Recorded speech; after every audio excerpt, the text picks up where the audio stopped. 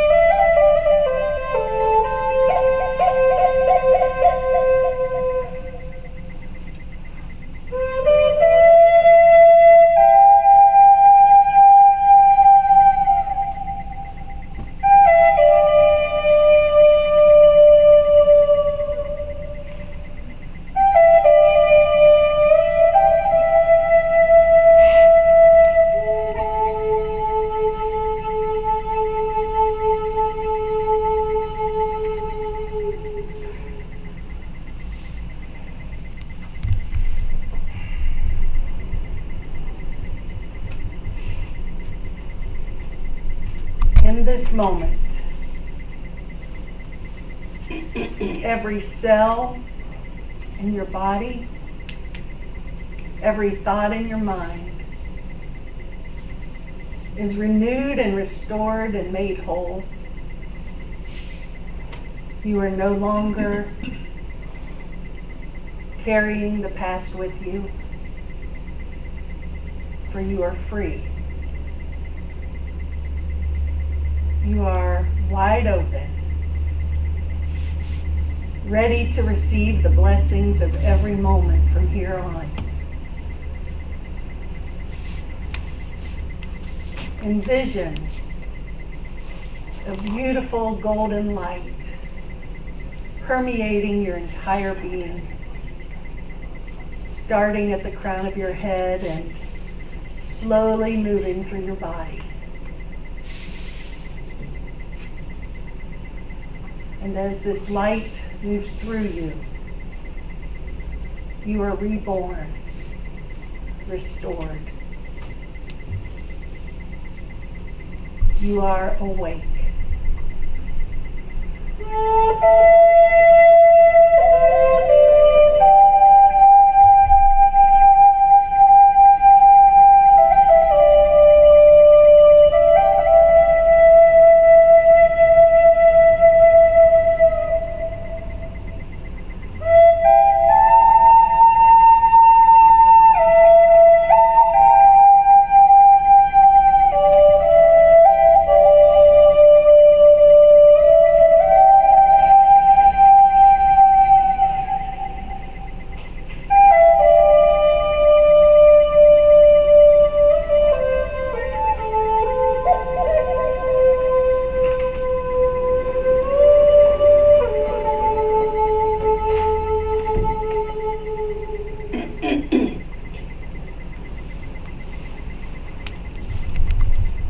Together,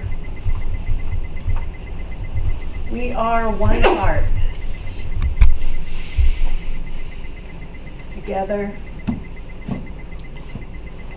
our power is beyond measure.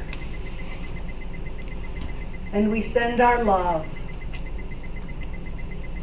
to each and every soul on this planet.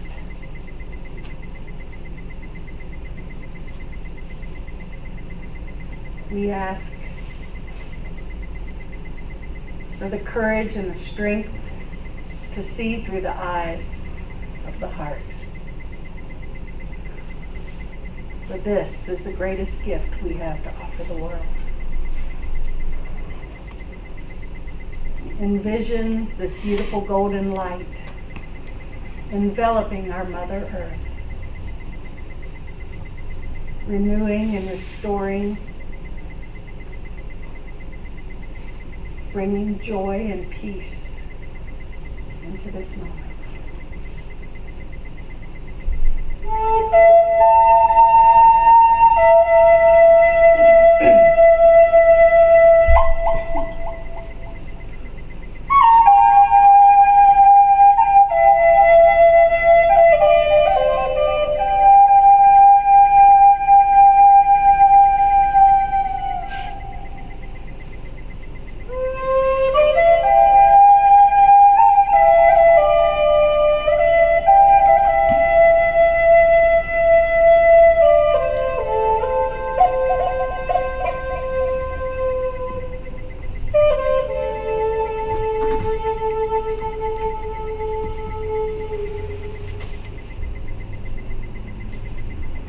And as you come back into this room,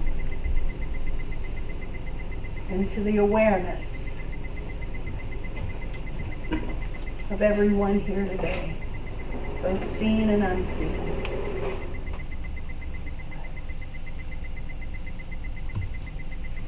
we know that we are new. We choose to be in the world differently. And we give thanks. So it is.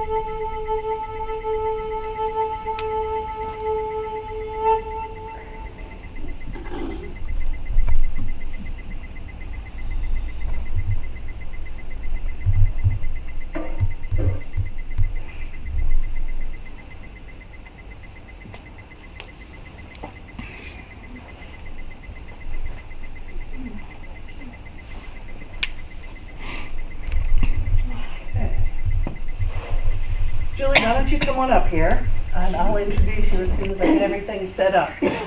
Test, test. So, Julie, I'm gonna acclimate Julie up here. Now, just be very careful with the wires, because we're skating on thin ice here right now. But, okay, so I want you, before I turn this on, I want you to stand there and see yourself in that camera. Okay, there you go. So okay, now stand up. You need to see yourself in that. And I'm going to start it. I'll introduce you, and this is your mic. So if you move over to the side and then come back in. I've got to get this baby started.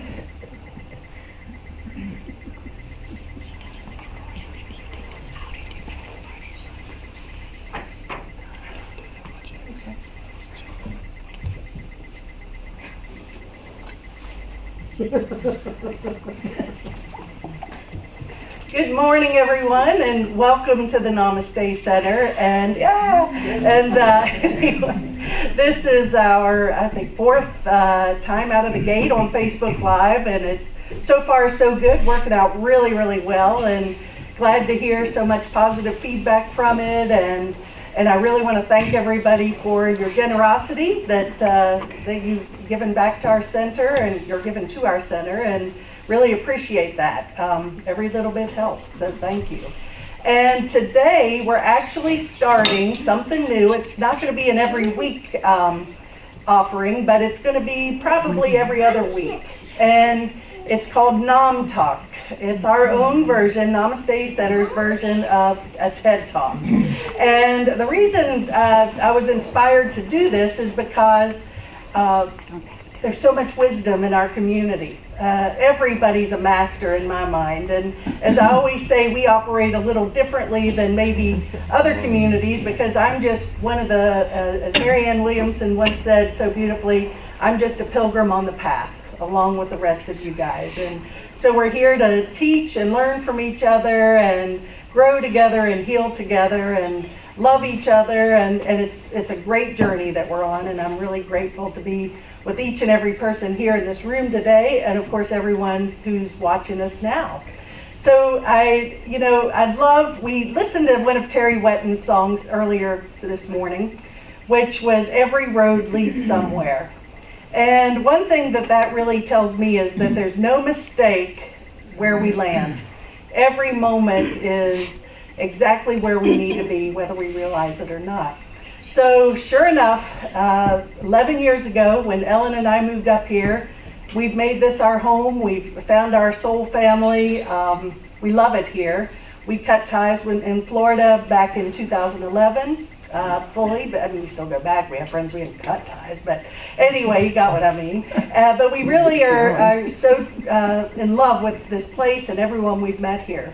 Well, I'm really delighted because the lady I'm introducing now made her journey back home to North Carolina.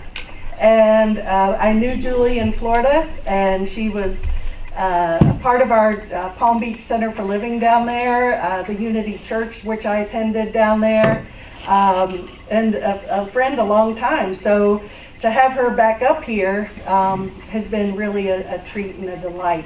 And she's doing the work. She walks her talk in a huge way.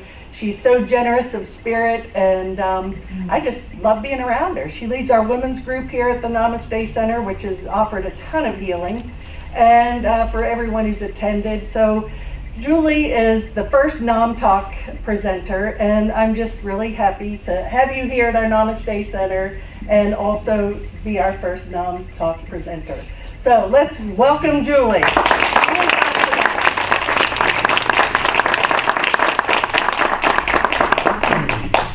Good morning. Good morning. I guess I heard Charlotte saying that about pilgrims on the path.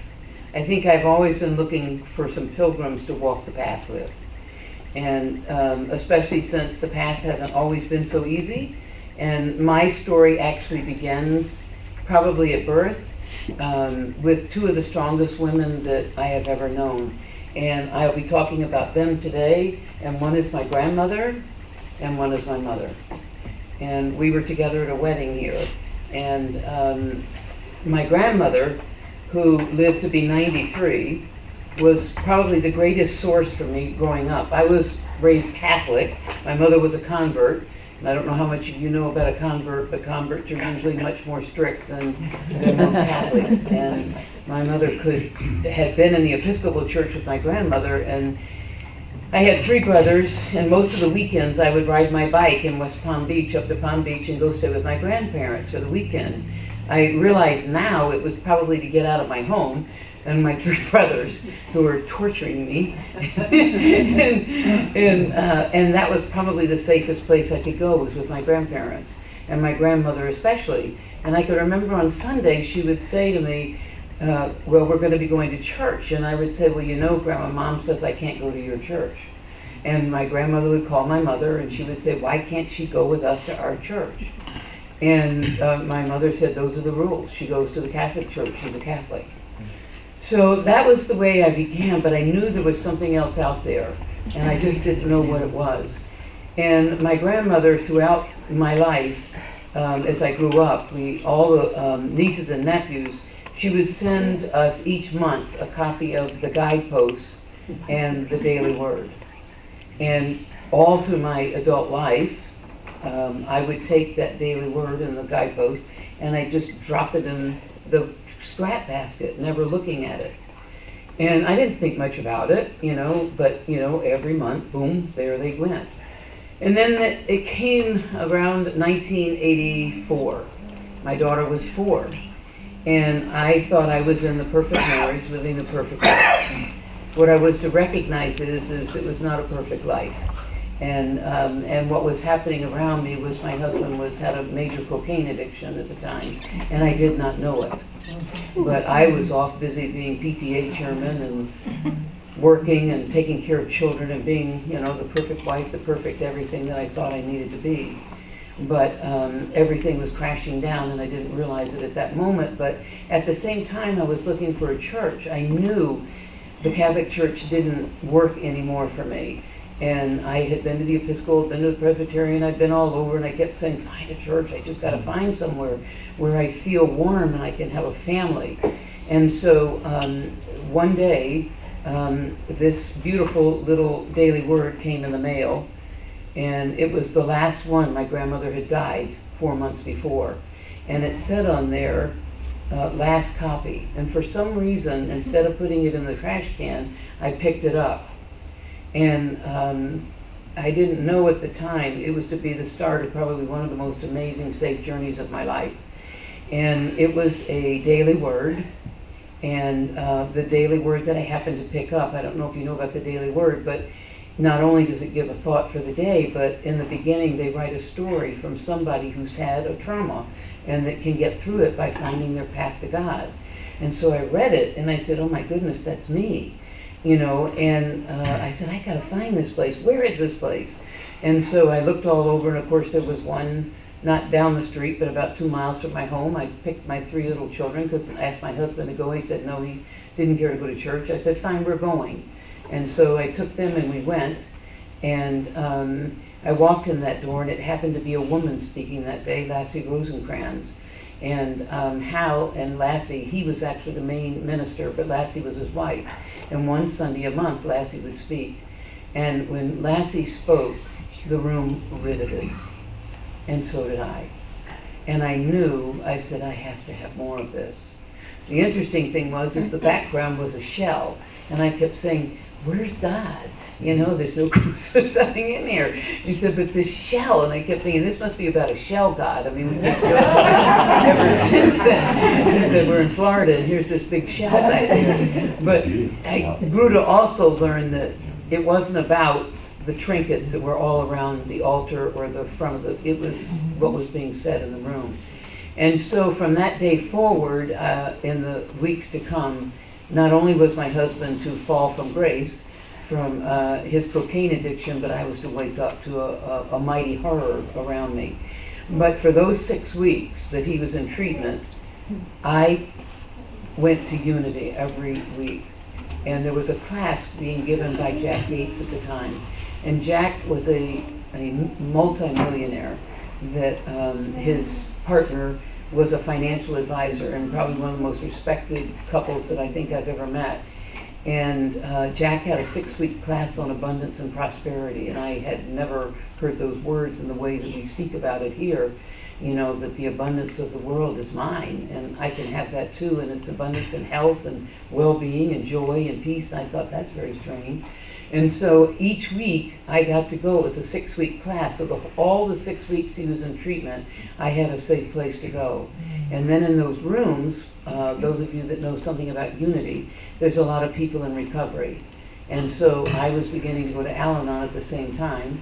And so in that room there were a lot of recovering alcoholics and addicts and women and men that were going to Al-Anon. And for 6 weeks, I was never so tenderly taken care of as those 6 weeks, as the crash was going on. And I will never forget that feeling of just feeling safe in people's arms. And so as I walked that journey, and of course many years to come since then, I've gone back to my little daily word. My daughter gets it every day. She remembers, that's the one thing, she reads it to me every day over the phone. Mom, did you hear the one today? She has a friend that sends her the daily word every day. And it has meant that much to her because she saw my fall. And at the same time, I have to say that what I didn't realize at the time is I also was struggling tremendously. And my husband at that time was 25 years, had decided to go and become a minister.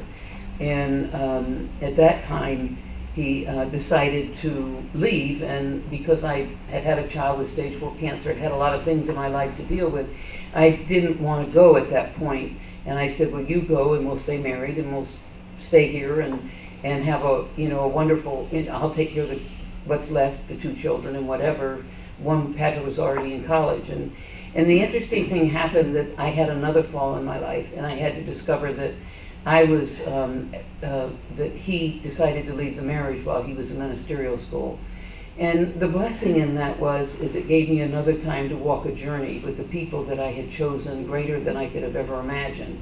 Because I was left at home and being the perfect whatever again, and realizing that I had my own addiction that I had to deal with. And through those many years later, I discovered and decided my own daughter was the one that woke me up and came and said, "Mom, you're going to die." And that was during the divorce. And I told her she was right, I was.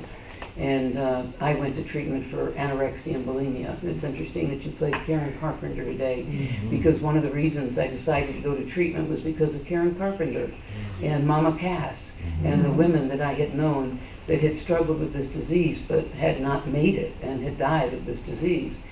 So I have a really treasure, walking the steps of unity, because once again, and it really wasn't unity, it was the principles that I was learning there, that I had a family. And it's interesting, Charlotte says I decided to move. And throughout these years of working with people in addictions and my own addictions, I've come to realize that I will be okay no matter where I am, as long as I have a church family, as long as I have somewhere that I can go and I can pray with other people and have them support me as well as me supporting them. And so when I came and decided to come and leave everything back home, my practice, my family, my friends, everything, I knew North Carolina was my place. I was born in Charlotte, I was a war baby, and then my mother went back to Florida, so my roots are here. And then I went to camp in North